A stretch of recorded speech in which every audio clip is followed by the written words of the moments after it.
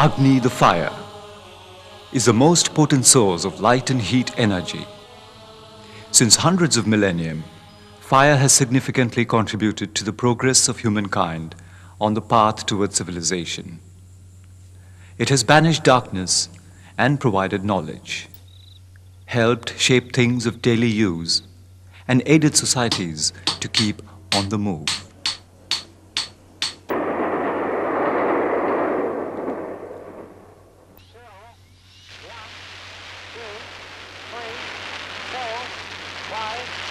How did fire come into being?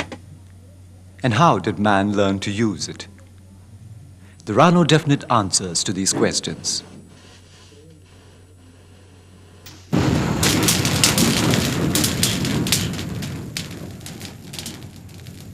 Blazes ignited by volcanic conflagration and lightning are speculated to have served as man's first source of fire.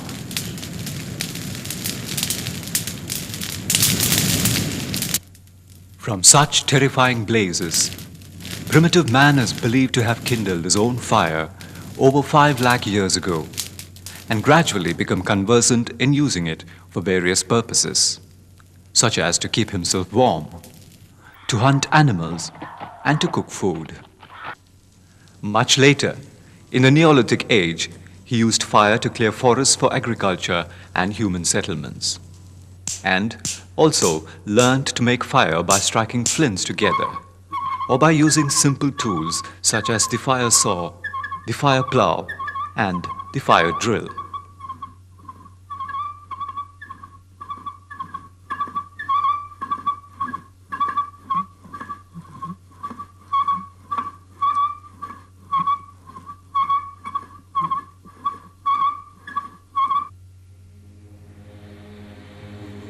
Since then, the application of fire has brought about significant changes in man's ways of living. In particular, it was the application of fire in pottery, in extraction of metals, and in their conversion into alloys that led to the emergence of the Metal Ages.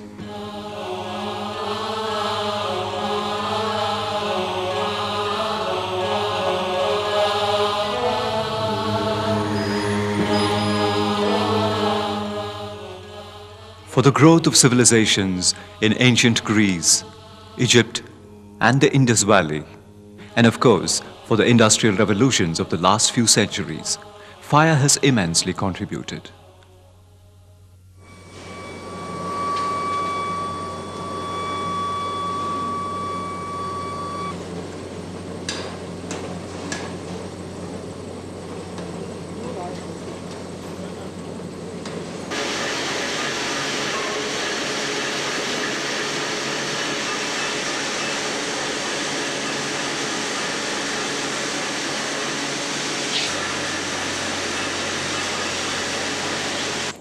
But fire, which has benevolent and destructive powers, was a mystery to the ancient people. They believed it to be of heavenly origin. According to Greek mythology, fire was stolen by Prometheus for the good of his fellow beings. The Persians interpreted fire as a true gift of the gods, fit to be venerated and worshipped.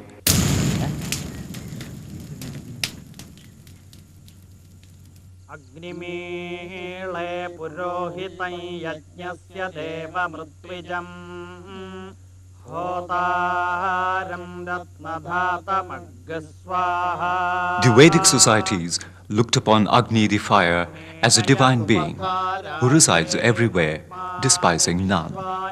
He is the possessor of power and wealth, and the divine messenger between the god and human beings.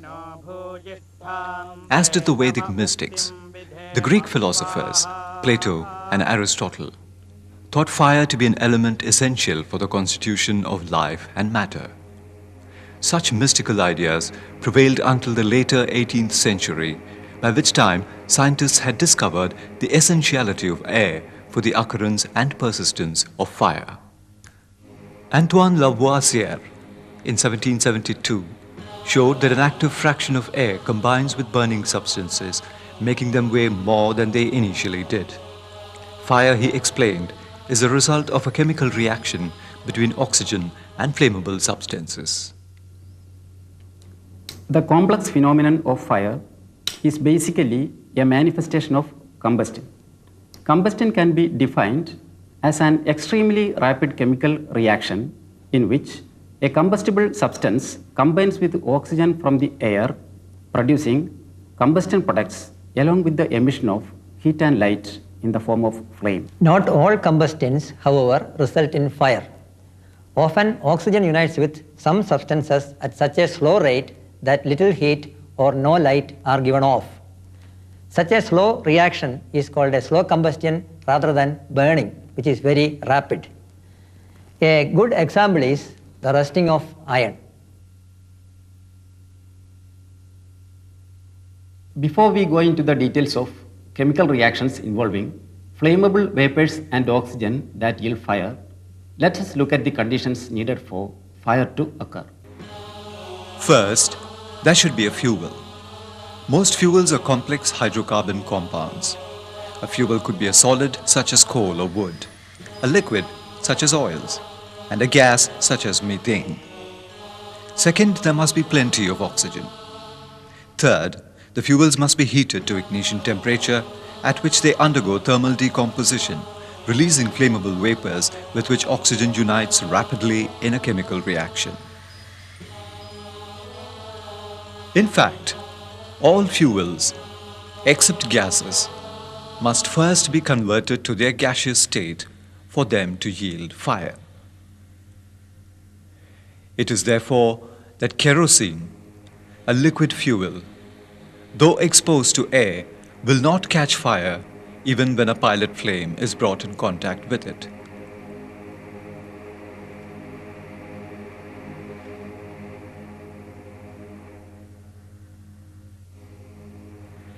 However, upon heating directly to its ignition temperature, kerosene converts into its vaporous state.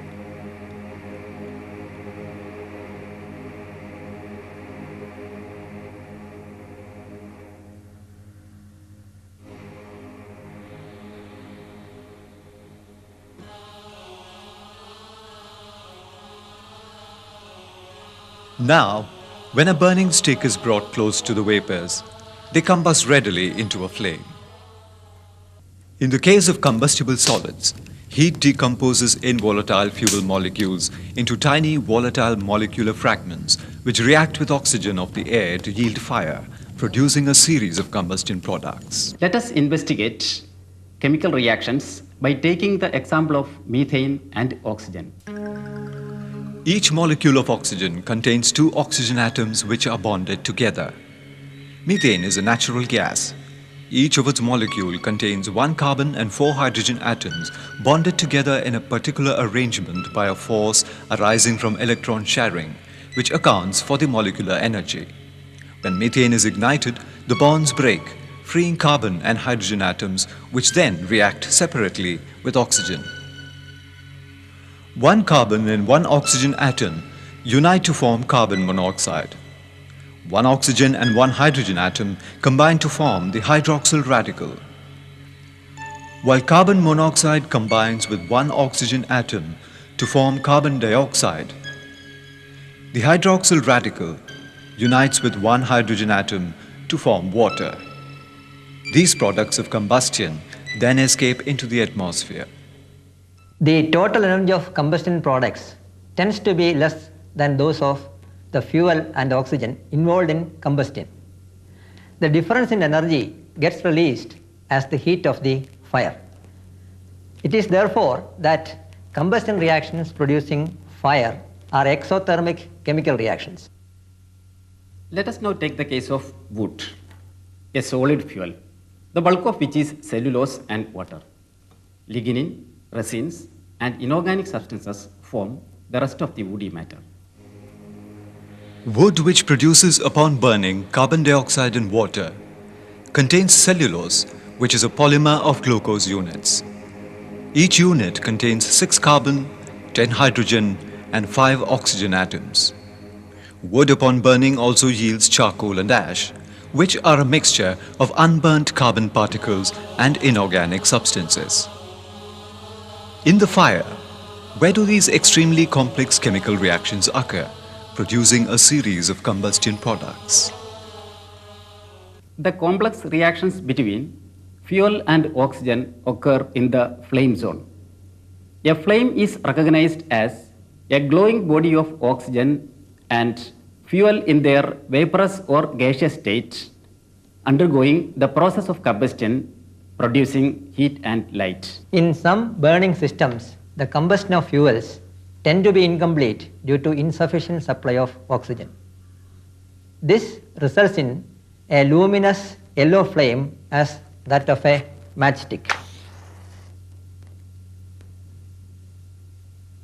Some fuels can undergo complete combustion when there is sufficient supply of oxygen for the fuel to burn completely. Such burning systems produce a blue flame. The flame of the Bunsen burner is a good example. Based on this difference, flames are usually classified as either diffusion flames or premixed flames. Diffusion flames are those flames in which oxygen needed for combustion diffuses from the surrounding air and therefore meets the fuel only at the flame. Let us learn more about diffusion flames by examining the flame of a candle. When a candle is lit, the heat of the matchstick melts the wax, which is a hydrocarbon compound. The molten wax is carried up the wick and vaporized. The vapors finally burn in a diffusion flame containing 4 distinct zones. Around the wick is the dark non-luminous region containing volatile unburnt wax vapors. Hugging the dark zone is a yellow brightly luminous zone where decomposition of hydrocarbon molecules takes place. Some of the hydrogen and carbon monoxide produced by decomposition react with available oxygen to form water and carbon dioxide respectively in this zone. The free carbon particles produced in this zone are responsible for the diffusion flame's yellow luminance and sooty nature. Soot is nothing but unburnt carbon particles. Outside the luminous zone is the third faintly visible non-luminous zone, where some of the carbon monoxide, carbon and hydrogen undergo a final phase of reaction with oxygen of the air.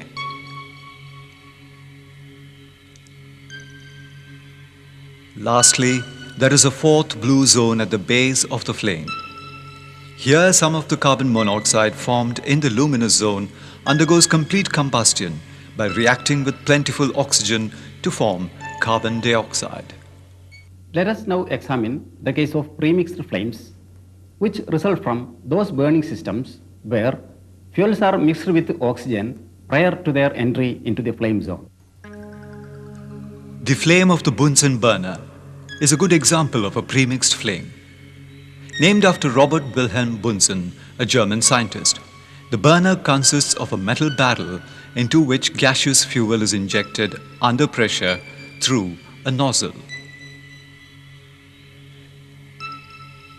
To provide appropriate quantity of oxygen needed to burn the gaseous fuel completely, the barrel is equipped with air holes, through which air gets sucked into the barrel where it mixes with the gaseous fuel.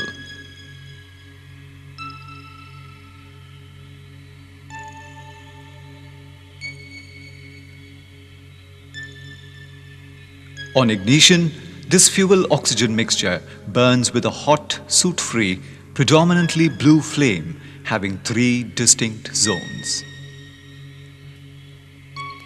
The inner zone, close to the mouth of the burner, is dark because it has cold, unburnt mixture of gaseous fuel and oxygen.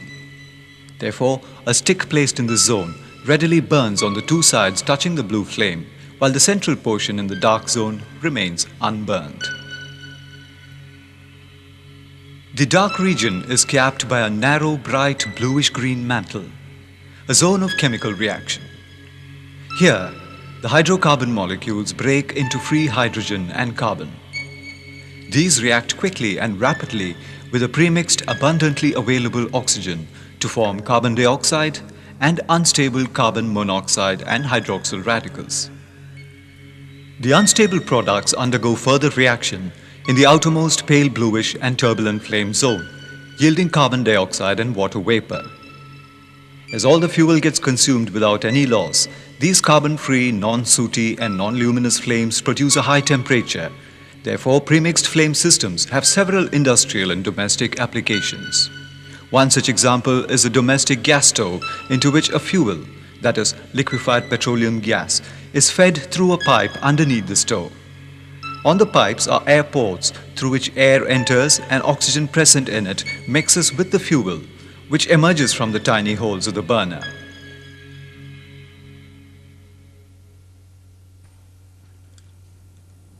On ignition, the mixture burns in a soot-free blue flame with a temperature of over 1000 degrees centigrade.